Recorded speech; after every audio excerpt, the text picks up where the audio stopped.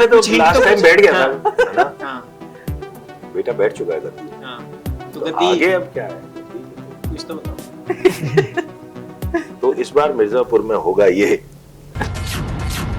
को दुनिया लगी से देखो लड़कियां दुनिया लागी छे, लेकिन लड़के तो सिर्फ धनिया लाए छे। वो भी जो फ्री मिलता है। हम ये धनिया लाने के लिए बने हैं। नमस्कार दोस्तों, आप देख रहे हैं इंडिया न्यूज और न्यूज एक्स। मैं हूं आपके साथ अंकित चंदेल। दोस्तों ये इंटरव्यू काफी ज्यादा खास है। मेरे पीछे आप फिल्म का पोस्टर तो देख पा रहे होंगे, लेकिन उससे पहले एक छोटी सी घटना का एक वाकया बताना चाहता हूं आपको। शायद आपको कुछ समझ आए और आपकी आंखों में भी शायद थोड़ी सी नमी आए। दोस्तों एक कहानी एक लड़की की है जिसका नाम होता है कुकी। 16 साल की एक लड़की होती है जिसके दिल में एक सपना होता है कुछ बनने का, कुछ फ्यूचर में एक विजन होता है। अपनी टीन एज बड़ी अच्छी तरह एंजॉय कर रही होती है, अपने दोस्तों के साथ जिंदगी में प्यार भी आता है, खट्टे मीठे रिश्तों का एक जो टीन एज फेज होता है वो पूरा निकल रहा होता है। लेकिन अचानक से उसके साथ एक हादसा हो जाता है जहाँ पे कुछ हमारे देश में, हमारी सोसाइटी में जो असामाजिक तत्व हैं उसको किडनैप कर लेते हैं, उसके साथ गैंग रेप कर देते हैं, दुष्कर्म करते हैं और उसे अधमरी अवस्था में, नग्नहीन अवस्था में उसे रोड पे छोड़ के चले जाते हैं। और उसके बाद उसकी ज़िंदगी पूरी तरह से चेंज हो जाती है। और ऐसी ही घटनाएं आज भी हमारे देश में हो रही है, ग्लोबली हर जगह हो रही है। लेकिन हम न्यूज़पेपर पढ़ते हैं, उसमें छोटे से कॉलम में ये सिर्फ एक घटना बन के रह जाती है। ज़्यादा लोग इसके बारे में आवाज़ नहीं उठाते, लेकिन फिर भी कुछ ऐसे लोग हैं हमारे आर्टिस्टिक सिनेमा में जो इसके एक मीडियम बन के सामने आए हैं, जो कि इस तरह की फिल्मों को, इस तरह के टॉपिक को एक आई ओपनर फिल्म के रूप में प्रेजेंट करने आते हैं। और इसी मौके पे एक फिल्म आ रही है जिसका नाम है कुकी, और 28 जून को आपके नज़दीकी सिनेमाघरों में आ रही है। और एंटरटेनमेंट के साथ साथ इन्फॉर्मेशन भी देती है, तो एक कंप्लीट इन्फोटेनमेंट का एक पैकेज है। और इसी पे बात करने के लिए इस फिल्म की खास स्टार कास्ट हमारे साथ मौजूद है। बहुत बहुत स्वागत है आपका इंडियन न्यूज़ और न्यूज़ एक्स पे। Thank you. जिस तरह से ट्रेलर आया सर, टीजर आया, पहली बात तो बहुत बहुत मुबारक, आपको बहुत ज्यादा प्यार मिल रहा है। और दूसरा वर्ड ऑफ माउथ अपने आप एक काम कर रहा है। जिस तरह से प्रमोशन तो आप मुझे लग रहा है ऐसे खामखा कर रहे हैं, ट्रेलर ने अपना काम कर दिया है। सबसे पहले तो मेरा सवाल मेकर से है, दोनों आपका ये पूछना चाहूंगा एक सवाल की पहली बार राइटर डायरेक्टर दोनों सर आप ही हैं, तो मैं ये पूछना चाहूंगा पहली बात तो किस तरह क्या आइडिया आया आपको इस तरह की फिल्म आपको बनानी चाहिए, और जब आप इसको लिख रहे थे तो कितना रिसर्च वर्क आपको इम्पोर्टेंट, क्योंकि इसमें नंबर्स बहुत ज़्यादा मैटर करते हैं, और रिसर्च वर्क किस तरह का था, और फिर मेकिंग के बारे में थोड़ा सा बताइए कि नींव कहाँ से शुरू हुई। स्टार्टिंग में मैंने मैम के पास एक दूसरा फिल्म लेके गया था, तो मैम ने बोला कि मुझे इस टाइप का सब्जेक्ट के ऊपर काम करना है। तो मैंने बोला मैं तो अभी रेडी नहीं हूँ, मुझे टाइम चाहिए, क्योंकि मेरा फर्स्ट फिल्म है। फर्स्ट फिल्म में मैं सोच रहा था कि इस टाइप की सब्जेक्ट के ऊपर ना जाऊँ। मतलब फिल्म मेकर का होता है ना कि पहला सब्जेक्ट इस पे करना है, कि जो मेरा इंटरेस्ट है ज़्यादातर उस टाइप की चीज़ों पे करना है। लेकिन क्या हुआ, जैसे मैंने बोला मैंने भी क्राइम बैटल में मैंने क्राइम बैटल में एज ए डायरेक्टर राइटर भी काम किया है। तो उसमें क्या हुआ कि बहुत सारे ऐसे केसेस हमको भी सुनने को मिला, या हम लोग ने एक्सपीरियंस भी किया कि न्यूज़ में क्या बोला उसके बारे में, या डिटेलिंग क्या है उसमें, क्या क्या हुआ मतलब विक्टिम के साथ भी, या पुलिस का इन्वेस्टिगेशन में जो भी चीज़ है। तो 2 महीने के बाद फिर से मैंने मैम को फ़ोन किया कि मैम ये सब्जेक्ट कर सकते हैं, हम रेडी हो। तो 2 महीना मैंने यही चीज़ किया है कि इसमें फिल्म बनने लगी, क्योंकि इस टॉपिक पे बहुत सारा फिल्म बना है। तो 2024 में हम लोग ऑडियंस को क्या नया कुछ दे सकते हैं, या क्या नया चीज़ इसके ऊपर नहीं हुआ है। पहला सवाल तो क्या एक कोई फिल्म जो हो रहा है उसको रोक सकता है क्या कोई फिल्म? तो ऑब्वियसली नहीं। हम लोग ने भी कुछ ऐसा कुछ दे सकते हैं। इसलिए स्क्रिप्ट लिखने में ऑलमोस्ट 1 साल के आसपास, फिल्म स्क्रिप्ट, मेन स्क्रिप्ट जो शूटिंग स्क्रिप्ट बोलते हैं उसको फाइनल होने में 1 साल लग गया। तो रिसर्च की बात करें तो आप मैंने बहुत सारे एडवोकेट, मैम खुद एडवोकेट है, बहुत सारे एडवोकेट से बात किया हम लोग ने, बहुत सी 2-3 जजों से बात किया, पुलिस से बात किया, डॉक्टर से बात किया, क्योंकि इसमें बहुत सारी चीज़ें हैं। क्योंकि इस टाइप का सब्जेक्ट में सबसे इम्पोर्टेंट चीज़ है जो फैक्ट है ना, उसके ऊपर ही आप स्टोरी बना सकते हो। जो फैक्ट है ये होता है क्या ओरिजिनली, तभी जाके आप मतलब बना सकते हो इसके ऊपर। तो हमने 1 साल के थ्रू हम लोग ने मतलब चीज़ें, मतलब क्या ना, स्क्रिप्ट फाइनल जब हुआ ना उसके दौरान हम लोग ने फील किया जो हम लाइन बोलने वाले हैं, मतलब फिल्म में 10 लाइन बोला नहीं जा सकता है, 10 लाइन सप्लर होता है, जो मेन लाइन होता है ना, 1-2 लाइन मेन होता है। जो मतलब एक चीज़ बोलने के लिए बहुत सारा चीज़ों को लॉजिकली प्रूफ करना पड़ता है कि ये करके ये हुआ, इसकी वजह से आप लोगों को कुछ करना चाहिए। तो इस टाइप का चीज़ों तक जब पहुँचे तो हम लोग ने फील किया कि ये सब्जेक्ट का इम्पोर्टेंस कितना है, क्या क्या हो रहा है। मतलब आप खुद भी मतलब इंटरनेट पे जाओगे ना, इंटरनेट अब उसको बढ़ा देंगे। और उसके बाद मेन चीज, अब अगर ग्राउंड में जाओगे ना, उस विक्टिम से बात करोगे ना आप, तब मतलब इसे बोले किया इसको बंद करना चाहिए अभी। मतलब 2024 हो गया, हम लोग सोसाइटी में एज ए सोसाइटी हम लोग कितना ग्रो कर गए, ये भी कर लिया हम लोग ने, वो भी कर लिया, बारिश अपने आप हम लोग क्रिएट कर सकते हैं अभी। हाँ, तो उस टाइप का चीजें ऐसी कर लिया है कि सोसाइटी का ये प्रॉब्लम महाभारत से चल के आ रहा है अभी तक, उसको हम लोग मतलब बंद नहीं कर पा रहे हैं। तो उसके लिए कुछ करना चाहिए। तो मैं ये नहीं बोलूंगा फिल्म में कुछ हम लोग ने ऐसा कुछ किया कि ये चीज बंद हो जाएगा, लेकिन एक फिल्म से लोगों ने मतलब इसको सोचना शुरू कर दिया फिल्म के बाद, तो कुछ ना कुछ हो सकता है। और फिल्म देख के खत्म ना करे इस सब्जेक्ट को, या हम लोग ने भी डिसाइड किया फिल्म बना के हम लोग इस सब्जेक्ट को खत्म नहीं कर रहे, इसके ऊपर भी हम लोग कुछ काम करेंगे। फिल्म रिलीज होने के बाद हम लोग ने ऑलरेडी डिसाइड किया, बहुत सारे लोग हम लोग के साथ जुड़ रहे हैं। तो आप लोगों को भी बोलता हूँ मैं कि प्लीज इसको खत्म करते हैं अभी, है ना। बहुत मतलब इस टाइप का चीजें नहीं होना चाहिए, वही है। मैम, अगला सवाल मेरा आपसे है। आप खुद जुडिशरी सिस्टम से जुड़ी हुई हैं और आपने काफ़ी बारीकी से इस चीज़ को देखा, विक्टिम्स को काफ़ी नज़दीकी से देखा, और चाहे म्यूज़िक लॉन्च हो, चाहे ट्रेलर लॉन्च हो, आप बड़े मैंने देखा मेहनत करते हो, खुद सब कुछ फ्रंट फुट पे जाके कर रही हैं। तो हैट्स ऑफ टू यू, आप इस तरह के फिल्म को प्रोड्यूस कर रहे हैं जो आपका एक इनिशिएटिव है। तो मैं पूछना चाहूँगा कि आपने जुडिशरी सिस्टम के अंदर इस चीज़ को देखा, लेकिन अब विक्टिम्स की ज़िंदगी किस तरह चेंज होती है वो बहुत इंपॉर्टेंट है। क्या उन्हें वही डिग्निटी का राइट मिल पाएगा? क्या लोग उन्हें उसी नजरिए से देखेंगे, या फिर उस लड़की से कोई शादी करेगा? ये बहुत सारे सवाल हैं जो उठते हैं। तो as a women, as a lawyer, as a doctor, आप जिस भी तरह से जुड़ी हैं, आप क्या एक चेंज लाने की मांग कर रही हैं, और ये फिल्म किस तरह अलग तरह से साबित होती है, आई ओपनर अगर देखा जाए? जी, तो बात यह है कि जो आपने बताया कि जुडिशरी सिस्टम, तो जुडिशरी सिस्टम का रिस्पॉन्सिबिलिटी तभी खत्म हो जाती है जब राय सुनाई जाती है।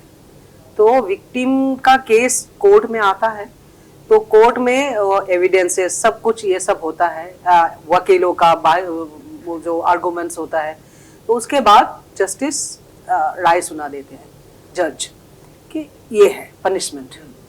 और हमने देखा इसके ऊपर ही हम लोग सोच रहे हैं अभी तक कि लॉ स्ट्रिक्ट होना चाहिए, जस्टिस जल्दी मिलनी चाहिए, इन्वेस्टिगेशन प्रॉपर होना चाहिए। ये सिस्टम में मैं जुड़ी हुई हूँ एज ए लॉयर। तो ये हो रही है, ये धीरे धीरे इम्प्रूवमेंट इंडिया में हो रहे हैं। पहले जैसा था अभी थोड़ा सा हालत सुधर गया है। अभी फास्ट ट्रैक कोर्ट्स पे इसका ट्रायल होता है, फिर बहुत जल्दी जस्टिस दिया जाता है। जस्टिस मतलब in the sense of law books के हिसाब से जिसको जस्टिस बोला जाता है वो दिया जाता है, एक्यूज को पनिशमेंट दिया जाता है। लेकिन उसी वहीं पे खत्म। जैसे ये एक आपने पहले जैसे आपने शुरू किया वो मुझे बहुत अच्छा लगा कि it is a news for the newspapers. कहीं पे ये न्यूज के आकार से छोटे सा न्यूज बन के रह जाता है, छप जाता है, उसी पे खत्म।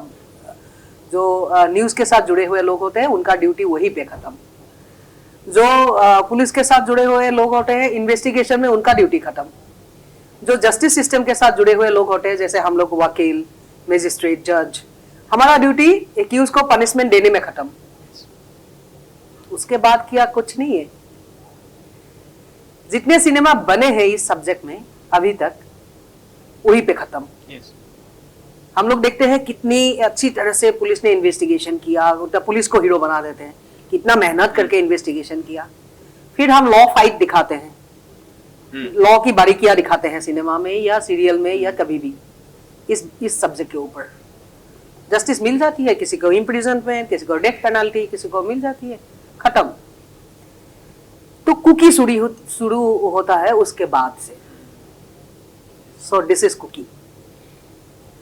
सो जब मैं तो बचपन से मैं सोशल वर्क में जुड़ी हुई हूँ, वुमेन राइट्स के लिए हमेशा आवाज उठाती हूँ। आसाम में बहुत सारे लोग मुझे जानते हैं कि मैं आवाज उठाई थी, उसी बात के लिए मुझे जानते हैं। तो मैं ये स्टोरी का, प्रणव ने अभी बताया कि मैं स्टोरी का ये जिस्ट मैंने लिख के रखा था। मेरे प्रैक्टिकल एक्सपीरियंस के ऊपर है ये स्टोरी। जब मैं क्लास 11 में थी तभी मैंने एक 5 साल की लड़की से मिली थी who was raped by a 55-year-old person। मैं मिली थी, उसको गोद में बिठाया था, उससे बातचीत किया था। तब मैं क्लास 11 की स्टूडेंट थी। तो तब से मेरा ये टच है लोगों के साथ। तो जब मैं वकील बनी उसके बाद तो और ज्यादा हो गया ये।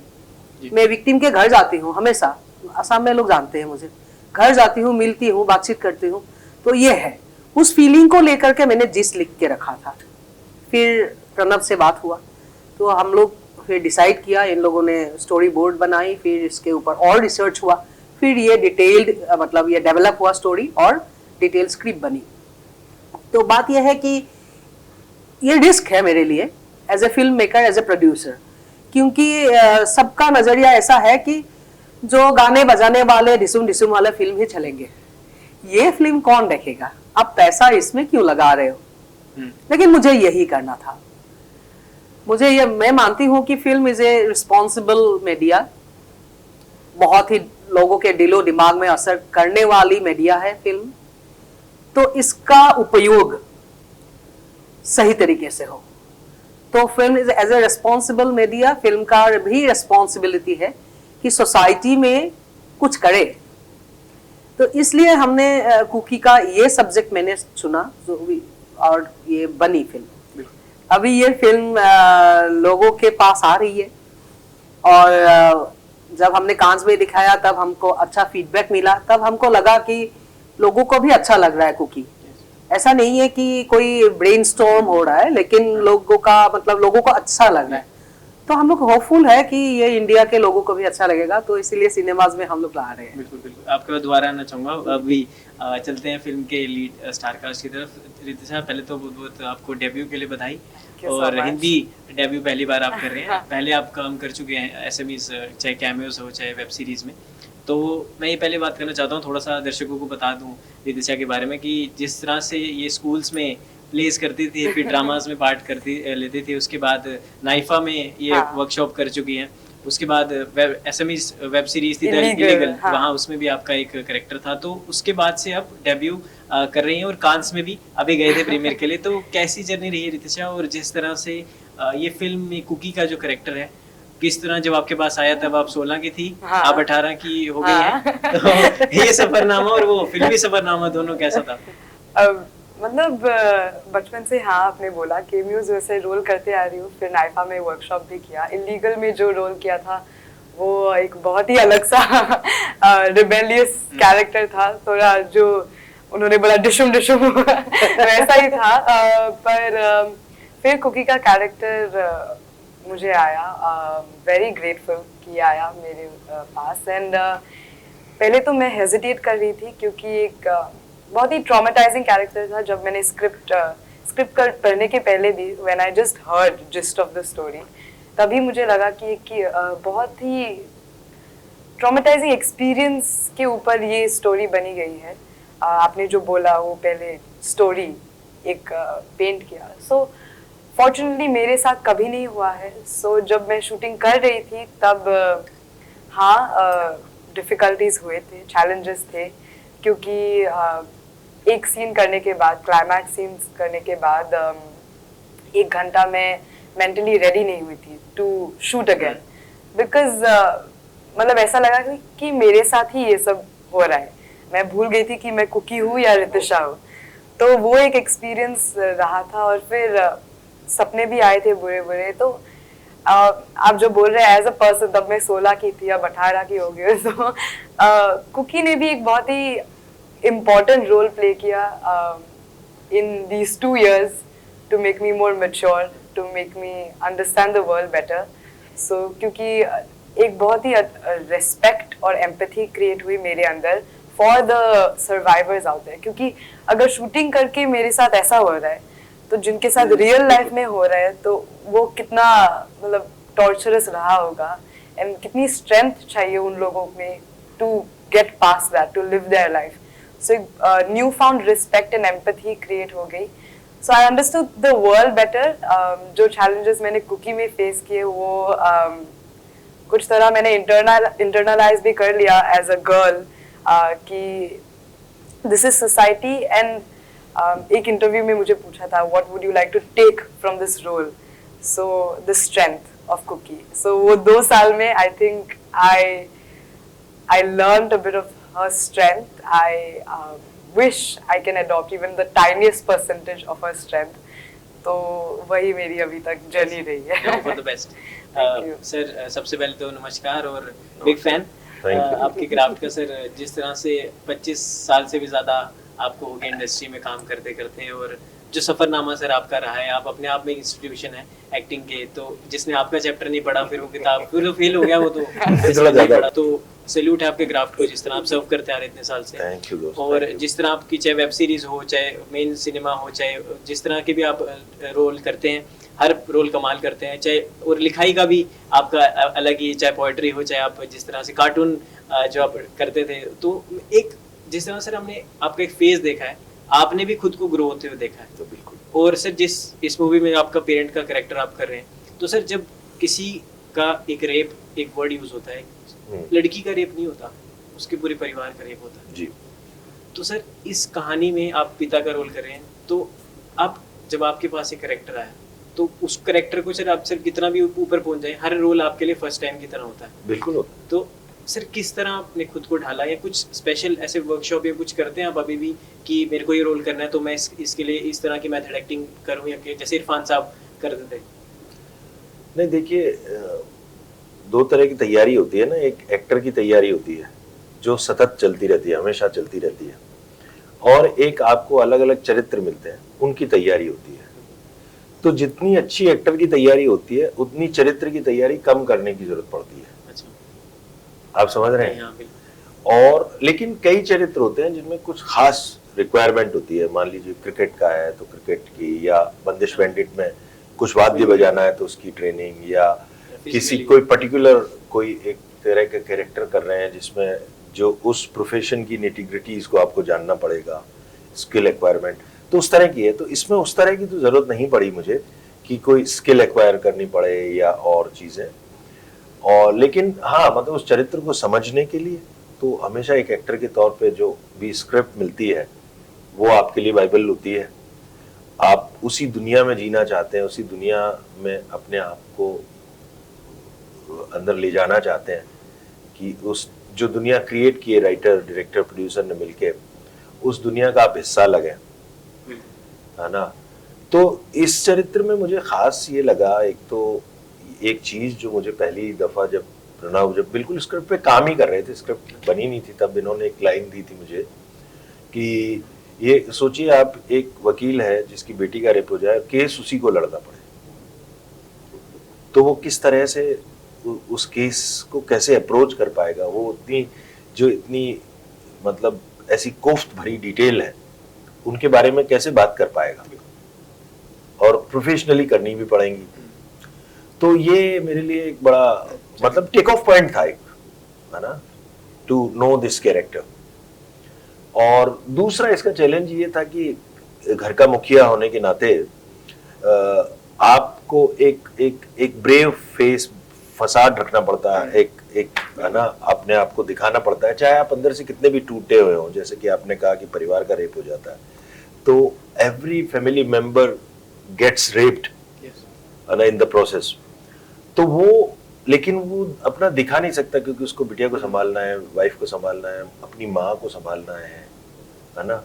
तो वो एक ये चैलेंज हर एक का होगा, लेकिन एज एन एक्टर ये बहुत बड़ा चैलेंज देता है। वो चैलेंज क्या देता है कि मुझे दिखाना है कि मैं अनअफेक्टेड हूं, लेकिन कहीं ऑडियंस को ये ना लगे कि ये सच में अनअफेक्टेड है।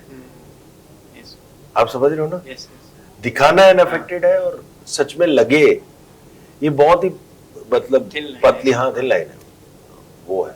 तो ये एक मेरे को लगता है चैलेंजिंग बड़ा एक्टर के तौर पे था, जो मुझे अभी भी डर लगता है कि किसी जगह ऐसा ना हो रहा हो। आप बताइएगा। नहीं बिल्कुल सर, वो ट्रेलर में भी दिख पा रहा है जिस तरह का एक सस्पेंस है, वही फिल्म में देखना हमें, जो आपकी परफॉर्मेंस है 28 जून को। तो एक और सवाल मैं आपसे पूछना चाहूँगा, जिस तरह का इसमें करेक्टर है और जो जिस टॉपिक, जिस मैसेज के साथ, एक अवेयरनेस के साथ फिल्म आ रही है, आप जैसे एक्टर इसके साथ जुड़ रहे हैं, इतना बड़ा नाम जुड़ रहा है, तो उससे भी एक फिल्म बड़ी हो जाती है, क्योंकि जो अच्छा इंसान होता है वो अच्छे सामाजिक कार्य के लिए हमेशा आगे आता है, चाहे वो कोई भी हो। तो सर आप इसके साथ जुड़ने की आपकी एक जो वजह है, उसका जो मेन मूल था वो क्या था आपके लिए? मतलब क्या सबसे पहले आपको हिट किया, और क्या आप खुद भी चेंज कर लाना चाहते हैं इस फिल्म से? नहीं देखिए, मूल तो यही था कि प्रणव, क्योंकि मैं प्रणव को ही जानता था, तो और उन्होंने जब अप्रोच किया तो मुझे हमेशा लगता है ना कि एक तो इंटेंशन क्या है फिल्म बनाने के पीछे, आपको टच इंटेंशन करता है हमेशा। और अदरवाइज कोई कमर्शियल डीलिंग होती है तो फिर आप भी शर्तों पे आ जाते हैं, सामने वाला भी शर्तों पे आ जाता है, वो एक अलग चीज होती है। लेकिन जो इंटेंशन था और जो स्टोरी का आइडिया था, वो ऐसा लगा कि यार ये बहुत ही अच्छे मन से, स्वच्छ मन से, फिर जुनमनी जी से भी मेरी बात हुई कि एक अच्छे मन से, अच्छे विचार से फिल्म बना रहे हैं, तो डेफिनेटली मैं भी उसका हिस्सा होना चाहता था।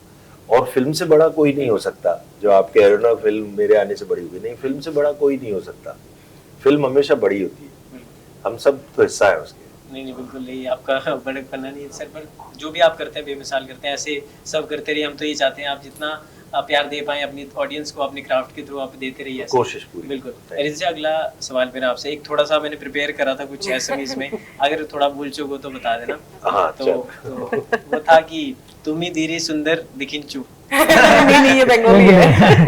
मतलब वो थोड़ा वैसे था, क्या था? तिमी तिमी तुमी तिमी तुमी I think that's नेपाली तुमी वो नेपाली मतलब वो कैसे, थोड़ा बताओ क्या, ठीक है? आप बोलना क्या चाहते, तुम सुंदर थोड़ा बहुत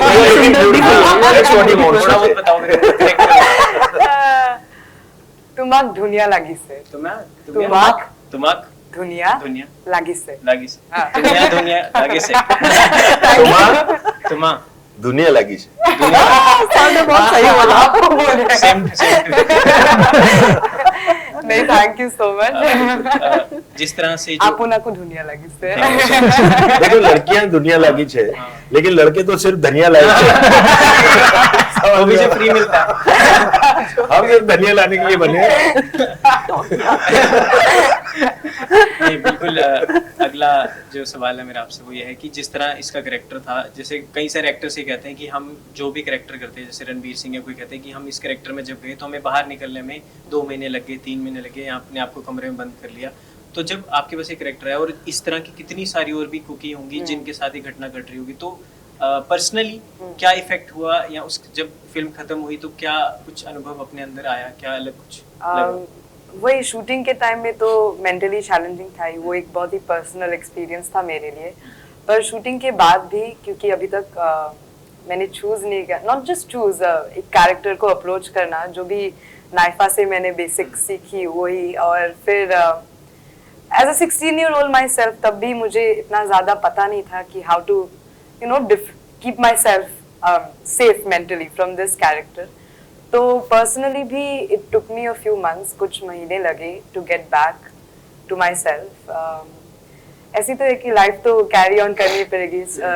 शूटिंग खत्म हो गई, डबिंग खत्म हो गई, अभी मैं तब 10th में थी तो 11th 12th में तो पढ़ाई वढ़ाई तो करनी पड़ी। सो वो सब ने मुझे आई थिंक कंज्यूम कर लिया। पर फिर भी रात को सपने आते थे, कुछ इंसिडेंट्स होते थे। अगर आप जब मूवी देखेगी ऑडियंस, तब उन लोगों को पता चलेगी कि क्यों मुझे रात को ऐसे सपने आते थे, कौन से दिन में ऐसे सपने आते थे। तो वो आप ऑडियंस को पता चल जाएगी जब वो लोग देखेंगे फिल्म। पर वो पर्सनली, हाँ, जैसे आप बोल रहे तो रणबीर कपूर तो बहुत बड़े एक्टर हैं, पर मुझे थोड़ा टाइम लगा to get back to reality, to forget. पर फिर भी मैं ये नहीं बोल सकती कि आप कंप्लीटली गॉन ऑफ कुकी, कि मैं भूल गई हूँ कैरेक्टर और मैं वो नहीं हूँ, क्योंकि some part of Kooki is still within me. जो आपने बोला, as a girl it is still within me. बहुत कुछ सिखाया वो फिल्म ने, एक्टिंग के बारे में भी बहुत कुछ सिखाया, सोसाइटी के बारे में भी, and as a person also. जो कुछ भी कुकी के साथ हुआ, regardless of that, the strength, the determination you need as a person, वो भी कुकी ने ही सिखाया मुझे। सो वो जर्नी एक रही है मेरे लिए। So personally also Kuki is very very dear to my heart. ये फिर कुकी के कैरेक्टर ने तो आपको सिखा दिया, लेकिन जो सर हैं और भी सीनियर एक्टर्स ने आपके साथ, डबलिना जी हैं, तो इनसे क्या सीखा आपने? अभी सामने बैठे हैं तो ऐसे नहीं सर से तो मैंने अभी तारीफ कर दो। ये ऐसा नहीं कि सिर्फ अच्छी बात बता रही, जो वैसे भी आपको स्ट्रिक्ट थे, क्या थे? जो नहीं, सर स्ट्रिक्ट तो नहीं थे, पर बहुत ही कंफर्टेबल एक एनवायरनमेंट सर ने क्रिएट किया ये था। कोई भी बुराई करता है, स्ट्रिक्ट वाली नहीं कर सकती। सर एक्चुअली किसी ने पूछा सर सीरियस रोल्स प्ले करते हैं पर एक्चुअली सर बहुत फनी हाँ, वो अभी भी सर का ह्यूमर तो दिख ही रहा है। सर बहुत एक funny environment, lively environment set पे क्रिएट करते थे और बहुत ही कंफर्टेबल, जो मेरे कैरेक्टर के लिए नेसेसरी भी था, दैट सपोर्ट सिस्टम वो सर ने बहुत अच्छे से क्रिएट किया सेट पे। और बाकी जो स्टार कास्ट सीनियर एक्टर्स थे उन लोगों ने भी किया, they were all very very supportive. और सर को आई थिंक मैं पूछती भी थी सर क्या आप क्या मेथड यूज करते क्या करते, तो मंत्रा बता दो। तब सर ने बहुत अच्छे से मुझे बोला एक बार कि तुम अंदर से फील करो कैरेक्टर को, सोचो कि अभी क्या बोलेगी, तुम स्क्रिप्ट या मेथड नहीं। तो एक वैसी एक सीन थी, सीन के बीच में सर ने विस्पर कर दिया ऐसे तो वो अभी भी मुझे याद है। मैं बोलती भी रहती हूँ अगर कोई मुझे पूछता है, मतलब फ्रेंड्स एंड ऑल, कि कैसा लगा करके, तो मैं वो बोलती हूँ। तो वो एक बहुत ही अच्छा एक्सपीरियंस था। सर को ऑब्जर्व करके मैंने बहुत कुछ होपफुली सीख लिया क्योंकि और वो बहुत I think very adaptive, not just actor, very adaptive person to every situation. So मैं ऐसे ही तारीफ नहीं मैं सच बोल रही हूँ। सही बोल रहे हो। अब मैं ये कहना चाहता हूँ कि इसको कोई राय देने की जरूरत नहीं पड़ी, ये अपने आप में इतना अच्छा कर रही थी कि you had to be just there and watch her, है ना। मुझे लगता है एक एक्टर के लिए कॉम्प्लीमेंट पता क्या होता है सबसे बड़ा, जब उसका को एक्टर उसके साथ एक्ट करते हुए उसको ऐसे देखे अच्छा कर रहा है कि आप अपने कैरेक्टर से निकल जाओ थोड़ी देर के लिए और को एक्टर को देखो, अरे सही कर रहा है यार, है ना। ऐसा अगर मेरा किसी को एक्टर के साथ होता है तो मुझे लगता है सच में अच्छा किया इसने काम, है ना। तो इसके लिए मुझे ऐसा हुआ बिल्कुल। कि while performing you forget to react and just look at the actor। अच्छा कर रहा है। क्या बोला? Compliment for you। Very big moment। Compliment नहीं है, ब्लेसिंग है सर का। Definitely, this is a great blessing. definitely। अभी ये भी बोलूंगी मैं फ्रेंड्स को। ये वाला ये वाला कॉम्प्लीमेंट ये वाला- ये बहुत खास है। Thank you so much। ये वाला चंक काट के रील पे डाल देना। मैम अगला मेरा सवाल आपसे, मैम देखो जितने हाई प्रोफाइल केसेस हैं वो तो आगे तक पहुंच जाते हैं, लेकिन कुछ गांव देहात के ऐसे भी लोग होते हैं जो दबाने की कोशिश करते हैं कि छोड़ इज्जत की बात है, परिवार की, ये सब। तो मैम उनके लिए क्या ये सोसाइटी कब आपको लगता है कि इसमें ड्रास्टिक चेंज आ पाएगा और ऐसे लोग भी फ्रंट फुट पे, क्योंकि निर्भया जैसे केस को 8 साल लग गए, एग्जैक्टली। तो इसके बारे में मैम क्या कहना चाहिए? मैं तो कोर्ट के अप्स एंड डाउन्स में देखती हूँ, कोर्ट के अंदर जो होता है लैक ऑफ एविडेंस, बहुत सारे केसेस हम लोग हार जाते हैं, लैक ऑफ एविडेंस। और एविडेंस क्यों नहीं मिलता है? क्योंकि इन्वेस्टिगेशन सही नहीं होती है। और आपने सही बोला कि कितना परसेंटेज ऑफ केसेस है जो रिपोर्टेड है, ये मेजर परसेंटेज ऑफ केसेस है जो अनरिपोर्टेड है, एफआईआर ही दर्ज नहीं होती है। और जो ये जो वो फैमिली की इज्जत की बात है वो है ये सब तो है ही। लेकिन बात यह है कि आजकल एक नेगेटिव ट्रेंड भी आ रही है कि एफआईआर रजिस्टर ना करने का। क्यों? क्योंकि लोगों को ये न्यूज फैलाना है प्रशासन की तरफ से कि हमारे यहाँ क्राइम होता ही नहीं है। कितने केसेस है? केसेस ही नहीं है, इसीलिए एफआईआर ही रजिस्टर नहीं करते हैं बहुत सारे पुलिस स्टेशन में। बहुत ही एक गलत ट्रेंड है जो अभी चारों तरफ चल रहा है। मैं इसके लिए भी मैं I am a victim being a lawyer, because many clients they come to me, madam case register नहीं किया पुलिस ने।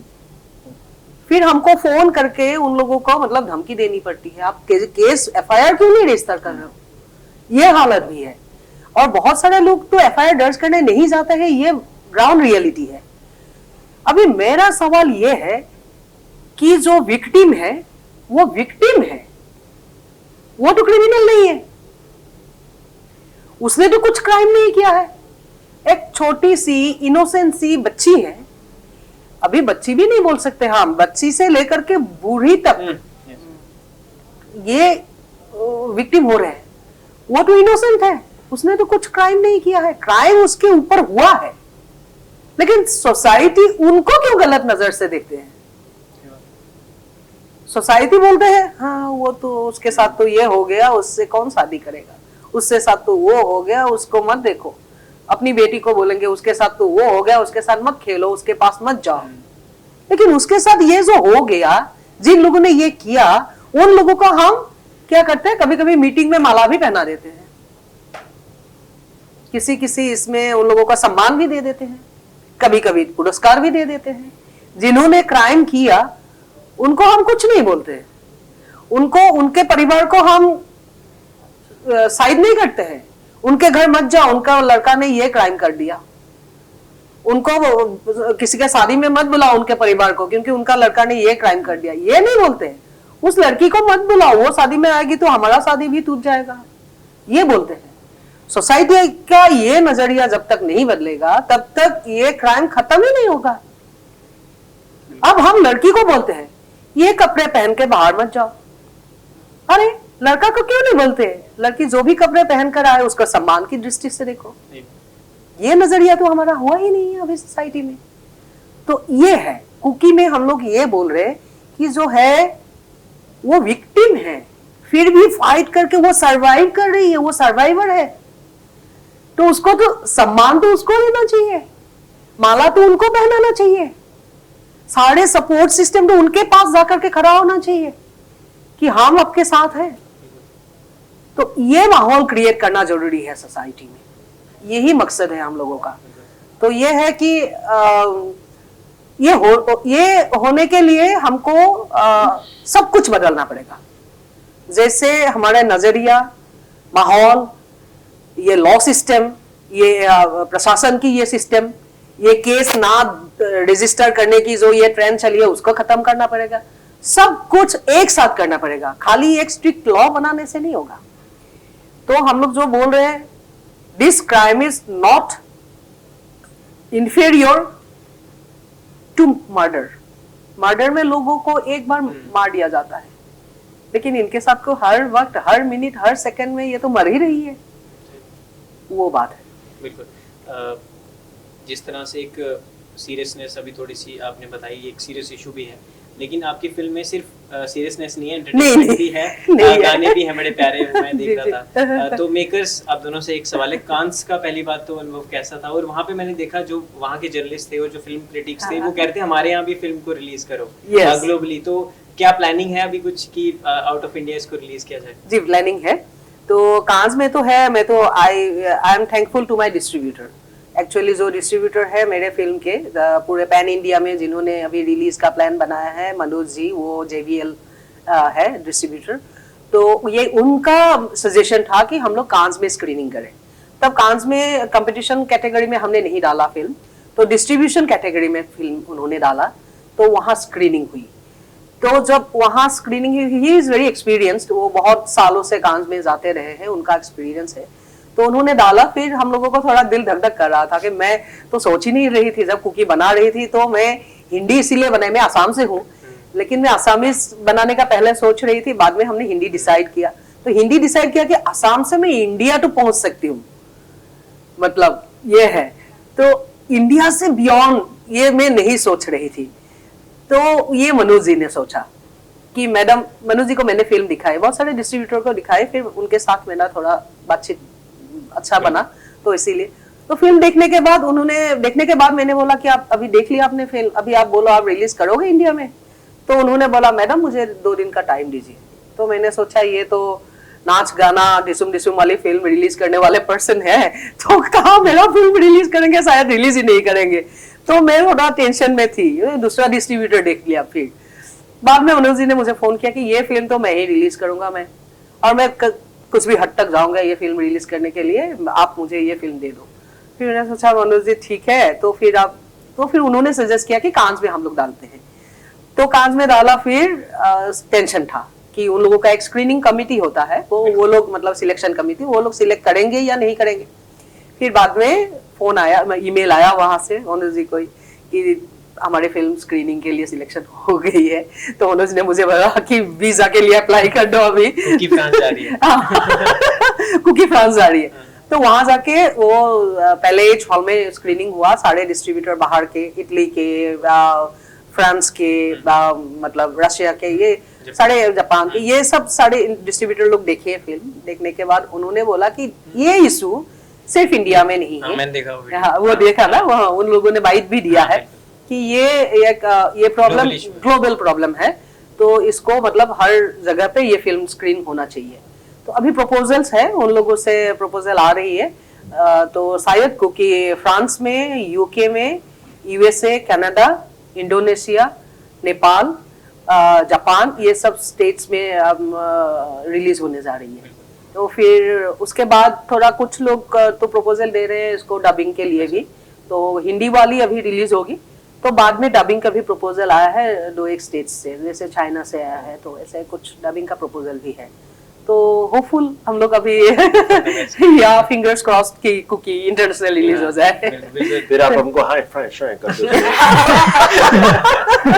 कुकी यूरोप में है। बिल्कुल, बिल्कुल। सर कुछ आखिरी कुछ सवाल आप सभी से। सर, जिस तरह से सिनेमा ने अपने आप को इवॉल्व किया है लॉकडाउन के बाद से, लॉकडाउन से पहले कुछ और स्थिति थी, लॉकडाउन के बाद हमने कंटेंट इज द किंग इसको फॉलो करना शुरू किया, क्योंकि रीजनल सिनेमा से फिल्में आई, और चाहे कांतारा हो, चाहे और भी तमाम फिल्में हो, एक सिनेमा ने एक लाइफ साइकिल चलता है, वैसे फिल्म साइकिल है, जहाँ से शुरू होता है फिर वहाँ से कारवां वहीं से शुरू हो जाता है, तो कहीं ना कहीं सिनेमा अपने आप को इवॉल्व करता है।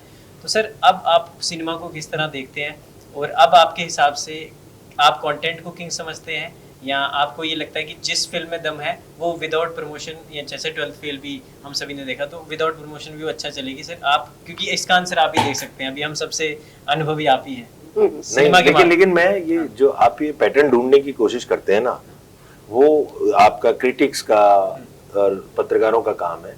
मैं कलाकार हूँ, मैं ये पैटर्न ढूंढता नहीं, मुझे पता भी नहीं है कि क्या पैटर्न होता है क्या नहीं है। मुझे हमेशा से लगता है कि अच्छी फिल्में हमेशा चलती रही हैं और हमेशा चलेंगे। ईमानदारी से अच्छी बात कहने वाला व्यक्ति, दिल से पहुंचती है बात, है ना। जो आप आम व्यवहार में ही देख लीजिए, कोई आदमी आपको मैनिपुलेट करने की कोशिश कर रहा है तो आपको समझ में आ जाता है ना, और कोई सच्चे दिल से बात कह रहा है वो भी आपको समझ में आ जाती है। तो अगर कोई फिल्म आपको मैनिपुलेट करना चाहेगी तो वो नहीं चलती है, चाहे कितनी बड़ी उसके पीछे बना दो कि ये महान कार्य कर रहे हैं, ये वो कर रहे हैं, ये स्टार ले आए, वो ले आए। When audience feels manipulated and cheated, तो नहीं पसंद करेगी वो फिल्म को, चाहे कितना खर्चा कर लो। और आप दिल से एक छोटी सी फिल्म भी बनाओगे ना, पहुंचेगी। और यही हम देख भी रहे हैं। और सर, अब मौका मिला तो ये सवाल भी आपसे पूछ ही लेता हूँ। मिर्जापुर का टीजर देखा हमने, बड़ा मजा आया, और एक्साइटेड हैं 5 जुलाई के लिए, जिस तरह से एक अलग अवतार इस बार देखने को मिलेगा। आपने बड़ा वेट कराया 3-4 सालों में, बट ये है कि जो देर बाद आता है वो दूर तक जाता है, ये देर आए दुरुस्त है। हाँ बिल्कुल। तो सर, इस बार रमाकांत पंडित जी का जो बेटा है गुड्डू, तो वो मिर्जापुर की गद्दी उसके पास ही रहेगी या क्या है? थोड़ा स्पॉइलर वॉइलर दे दो अगर थोड़ा। नहीं, स्पॉइलर थोड़ा गद्दी में तो छीन लास्ट तो टाइम कुछ- बैठ गया हाँ। था, है ना। हाँ बेटा बैठ चुका है गद्दी में, हाँ, तो तो गद्दी आगे अब क्या है गद्दी के? तो कुछ तो बताओ। तो इस बार मिर्जापुर में होगा ये डॉट डॉट। अभी आगे देखो, फिर ये तो डॉट प्रोमो दे दिया ना। हाँ। बट कैसा मजा सर, इस बार कैसा रहा अनुभव? नहीं, मिर्जापुर में वो जो और भी पार्ट्स आएंगे? मिर्जापुर का जो स्वैग है, जो मिर्जापुर का भौकाल है, हाँ, मिर्जापुर की जो मस्ती है, वो बरकरार है, गर्दा, और गर्दा उड़ाएंगे। फिर से पर्दा उठने वाला है, गर्दा कटने वाला है। गर्दा उड़ाएंगे, गर्दा कटने वाला है, पर्दा उठने वाला है, सब होगा। बिल्कुल बिल्कुल। तो लास्ट में मैं रितेश आपके पास आना चाहूंगा, जो एक फिल्म से आप संदेश देना चाहते हैं, और जो कांस का भी अनुभव था, और अब तो इतनी छोटी उम्र में इतना कुछ आपने देखा, तो लास्ट में आपकी उम्र के भी जो लोग आपको देख रहे हैं, जो इस तरह की फिल्में, इससे एक मैसेज लेना चाहते हैं, जो आपका पर्सनली क्या मैसेज है, क्यों वो कुकी देखें, एक बार आप बोल दीजिए। जो मेरे उम्र के लोग हैं, मैं उन लोगों को ये बोलना चाहती हूँ कि बहुत ही प्यार से, दिल से हम लोगों ने ये फिल्म बनाई है, और एक बहुत ही इम्पोर्टेंट मैसेज के ऊपर बनाई है। तो आप लोग आके देखें, टू ऑल द यूथ, आप लोग रिलेट भी कर सकते हैं। एंड अभी बोलते हैं लोग कि youth is creating the change, so for all the youth out there, be the change bearers. और मैं ये नहीं बोल रही हूँ कि ये फिल्म देखने के बाद लोगों को, मतलब जो ये क्राइम बंद हो जाएगा या पूरा सोसाइटी चेंज हो जाएगा, but there will be a thought that will be cultivated in the mind, and वही first step है। तो जो बोला cookies a movement, so be a part of this movement। आप लोग आइए, 28 जून को रिलीज हो रही है ये फिल्म पैन इंडिया, आप लोग देखिए ये फिल्म, और be a part of this movement. अभी सोशल मीडिया का एज है, so write about it, talk about it.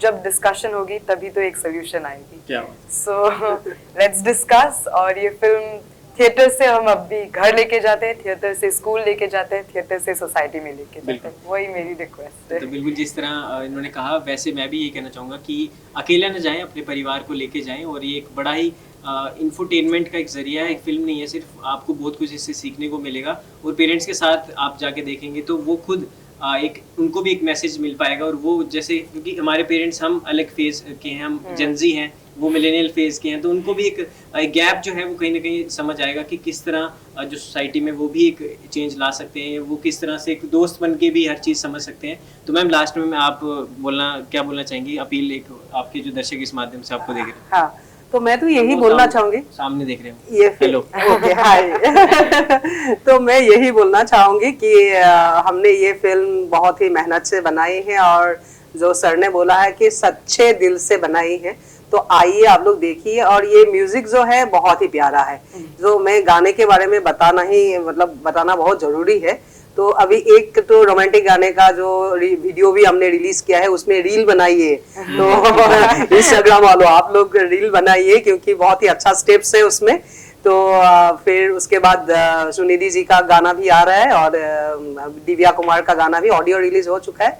तो ये गाने भी अच्छे हैं, कहानी भी अच्छी है, और राजेश टेलांग जी, दीपानिता शर्मा, देवोलीना, मरीशत्ता, ऐसे रितु शिवपुरी मैम, ऐसे ऐसे अच्छे अच्छे कलाकारों का क्राफ्ट भी आपको देखने को मिलेगा। और रीति सर का क्राफ्ट जो सर ने बोला है, सभी ने सराहा है। आप लोग भी कुछ बोलिए, क्रिटिसिज्म कीजिए, अगर कुछ उसमें दिखता है आपको गलत, तो वो भी सोशल मीडिया में क्रिटिसिज्म कीजिए, लेकिन अपने फैमिली के साथ, दोस्तों के साथ आइए फिल्म देखने के लिए, वही मैं बोलना चाहूंगी। बिल्कुल, तो आप सभी का बहुत बहुत शुक्रिया सर, Thank you, अपने अपना समय दिया। और कुकी 28 जून को हमने नज़दीकी और दूर के दोनों सिनेमाघरों में आप जाके देख सकते हैं। तो दोस्तों 28 जून को कुकी आपके नज़दीकी सिनेमाघरों में। Signing off, Ankit Chandel, India News, News X Delhi. धन्यवाद। Thank you.